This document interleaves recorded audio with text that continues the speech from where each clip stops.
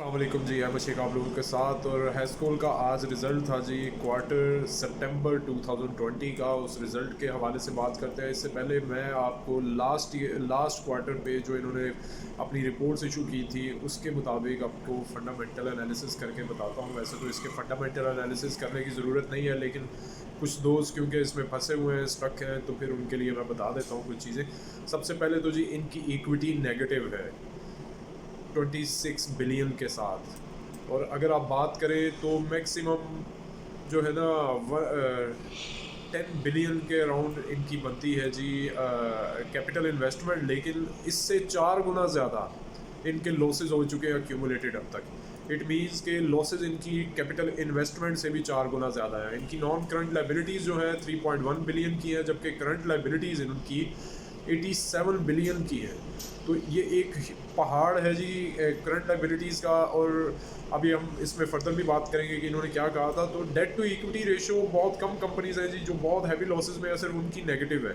लेकिन हैस्कोल की तो नेगेटिविटी में भी मतलब कमाल कर गई है। इसको एक्सप्लेन करना थोड़ा मुश्किल है। मतलब इतने पुअर फंडामेंटल्स हैं कि इसकी लाइबिलिटी और इक्विटी क्लब कंपाइल ही हो रही है, पाइल अप हो रही है, और इकट्ठी होके अल्टीमेटली ये एक ब्लास्ट ही होगा। और डिफ़ॉल्ट का ही कुछ न्यूज़ आएगी तो आएगी। जो इसके फंडामेंटल्स बताते हैं उसकी बेसिस पे मैं आपको बता रहा हूँ। करंट एसेट्स इनके हैं जी 26 बिलियन के। और करंट जो इनकी करंट रेशो है वो बहुत ही पुअर है जी, 0.30। क्विक रेशो है इनकी 0.14।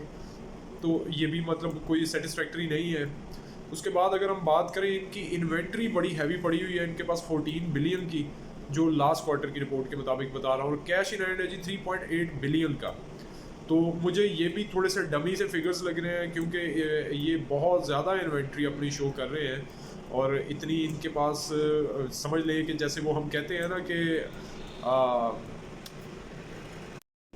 मतलब वो कहते हैं ना कि एक डमी सी फिगर जनरेट की गई है ताकि ये बैलेंस शीट प्रॉपर हो जाए, थोड़े से लॉसेज और कुछ अदर चीज़ें कवर की जा सके। तो देखिए 50 दिन का तकरीबन इनके पास स्टॉक पड़ा हुआ था जो इन्होंने अपने फाइनेंशियल्स में शो किया। और मैं नहीं समझता कि इतना कोई भी ऑयल मार्केटिंग कंपनीज इस तरह से रखती हैं, और वो भी वो वाली कंपनी जो हैवी लॉसेज में है, जिसके पास पैसे ही नहीं है, और उसने इतना ज़्यादा स्टॉक रखा हो कि पैसे देने के लिए नहीं है, और उनको स्टॉक भी मिल रहा है 50-50 51-51 दिन का कि अपने पास स्टोर कर लें, कोई बड़ी बात नहीं है।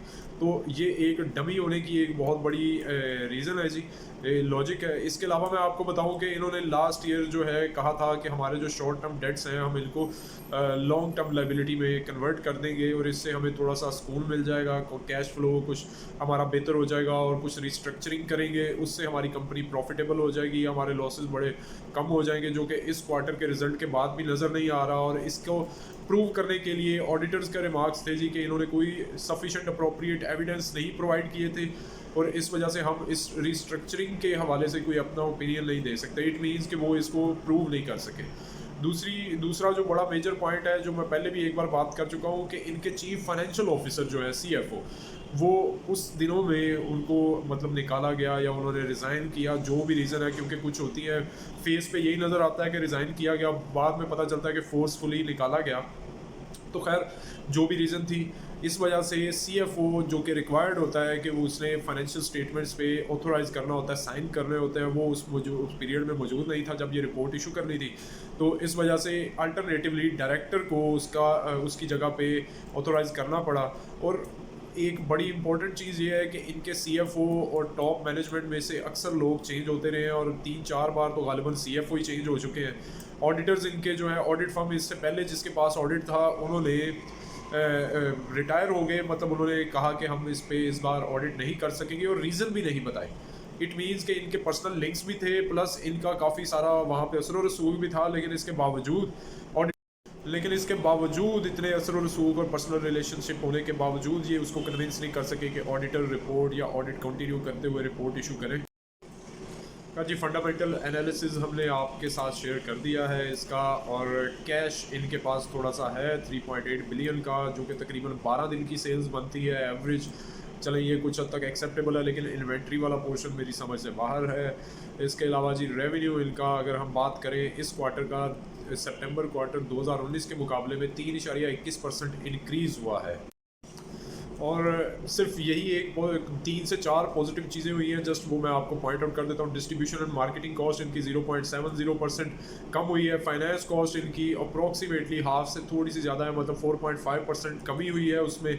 और इनके लॉस बिफोर टैक्सेशन जो है 2.45% कम हुए हैं, लेकिन क्योंकि टैक्सेस लास्ट ईयर इनके शायद रिफंड्स या कुछ इस तरह से कोई निकली थी कोई पॉसिबिलिटी, और इनको रिफ़ंड मिला, रिबेट मिला है, लेकिन इस बार टैक्सेस आए हैं, तो इस वजह से अल्टीमेटली आपका जो परसेंटेज के हिसाब से लॉस आफ्टर टैक्सेस जो हैं वो बड़े हैं 1.47% के हिसाब से। इट मीन्स कि एक हैवी अमाउंट जो है ना लॉसेस की वो बड़ी है। अमाउंट के हिसाब से अगर देखें तो 3 बिलियन का लॉस हुआ है इस क्वार्टर का, लास्ट ईयर 2.5 बिलियन का था, लेकिन इस बार ये लॉसेस भी बढ़े हैं। लेकिन क्योंकि इन्होंने 400% राइट इशू किए थे, 10% बोनस शेयर इशू किए थे, इस वजह से वो number of shares add back करने के बाद लॉस पर शेयर की अमाउंट जो है वो थोड़ी अट्रैक्टिव लग रही है। 3.06 लॉस पर शेयर है, जबकि लास्ट ईयर सेम क्वार्टर में 6.80 था। लेकिन अगर आप ये इसका इम्पेक्ट निकाल दें कि कितना था, तो आपको पता चलेगा कि ये लास्ट ईयर सेम क्वार्टर से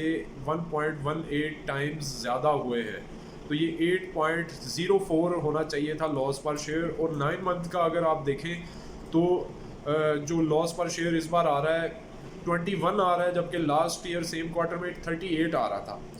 लेकिन अगर आप वो राइट इशू का और बोनस इशू का इम्पेक्ट निकाल दें तो आपको अंदाज़ा होगा कि आपके लॉसेस जो हैं 4.25 टाइम्स बड़े हैं।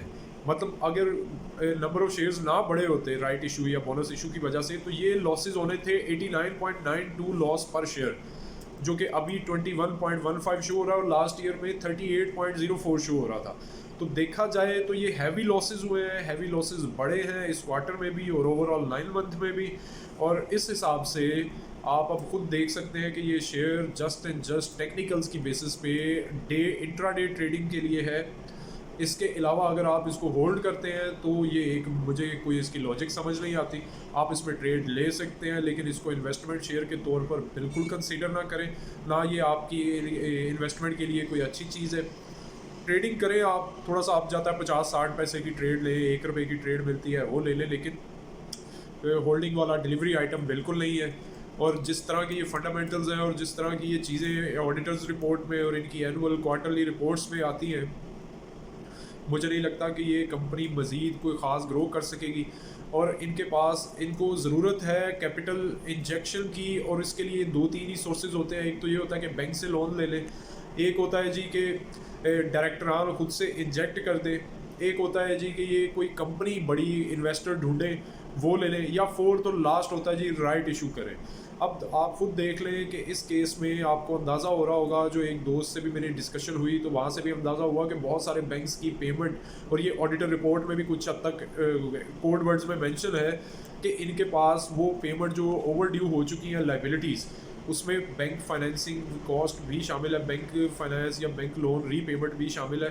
तो ये उनसे वो भी नहीं दी जा रही। इट मीन्स कि बैंक्स इनको मज़ीद लोन नहीं देंगे और ये अपना कैश फ्लो मज़ीद इंजेक्ट नहीं कर पा रहे। इट मीन्स कि डायरेक्टरान खुद भी नहीं चाहते या उनके पास पैसे नहीं हैं।